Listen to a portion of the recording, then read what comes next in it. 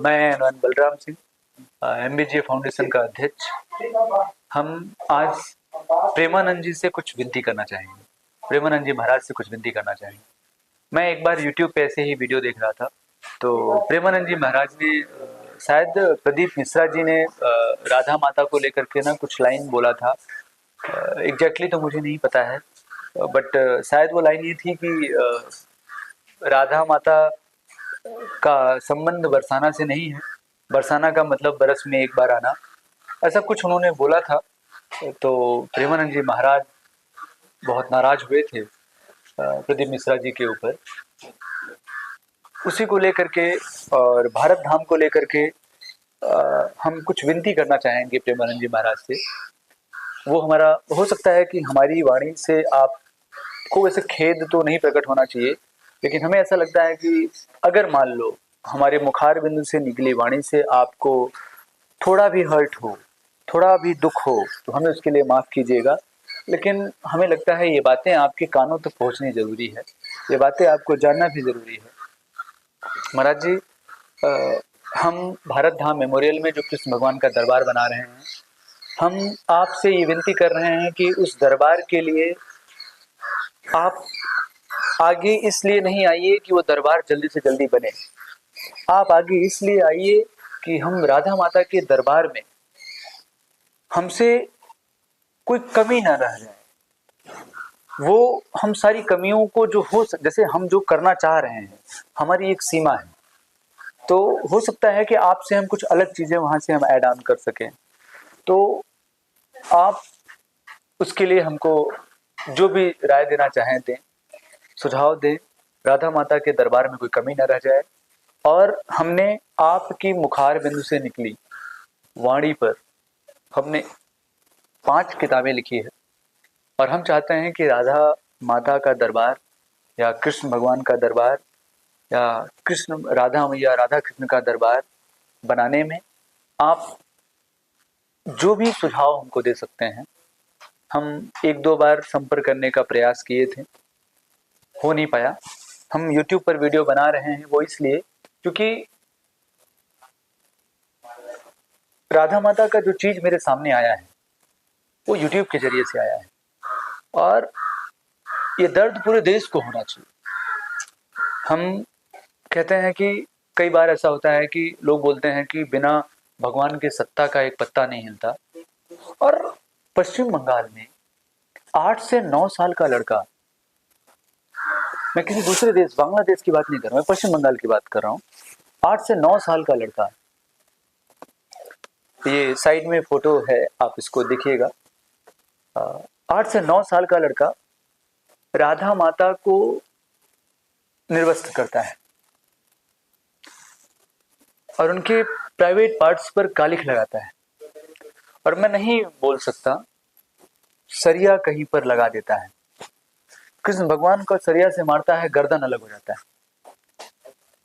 फिर जब बातें पूछी जाती हैं कि ऐसा क्यों, तो जवाब हमें ऐसा अंदर से लगता है कि उनके मन में चल रहा है, या फिर मैं आपके सामने महाराज जी ये बात रख रहा हूं कि अगर हम अपने आराध्य को इस प्रकार से निर्वस्त्र करते नहीं रोक पा रहे हैं किसी 8 से 9 साल के बच्चे को, तो अपने घर की राधा को कैसे बचा पाएंगे।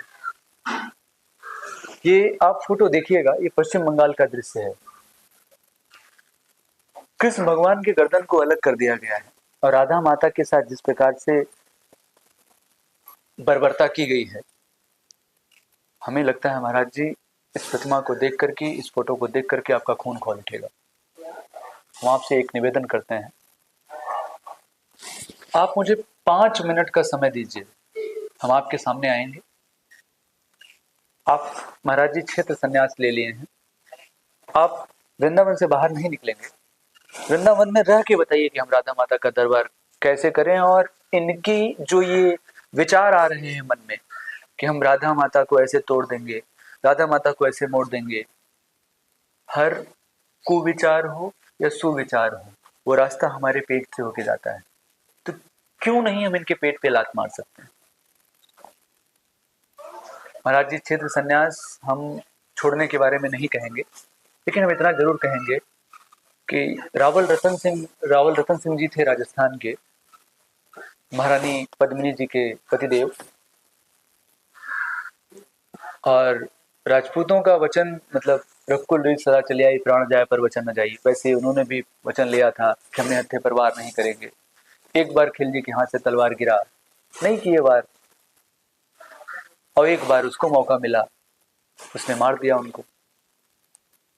उसमें हमारी महारानी पद्मिनी की क्या गलती थी? प्रण तो रावल रतन सिंह जी का था, लेकिन 16,000 रानियों को लेकर के जौहर करना पड़ा ना।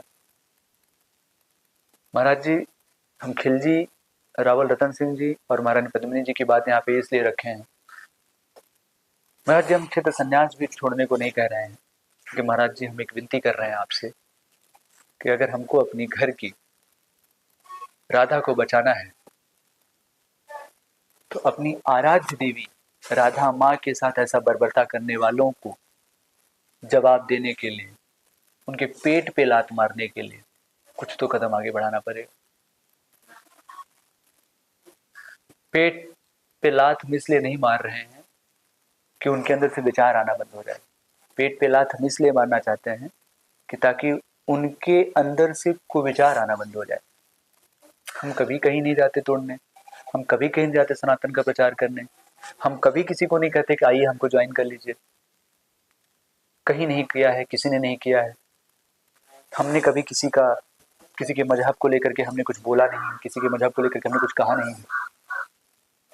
तो क्या उनके मन में कहीं ऐसा तो नहीं चल रहा है कि अगर इनके आराध्य देवी को हम तोड़ दें, फोड़ दें, मोड़ दें या इनके साथ बर्बरता कर दें, तो इनको हम ये दिखा दें कि जब हम तुम्हारे आराध्य का इतना उखाड़ ले गए तो तुम्हारी क्या औकात?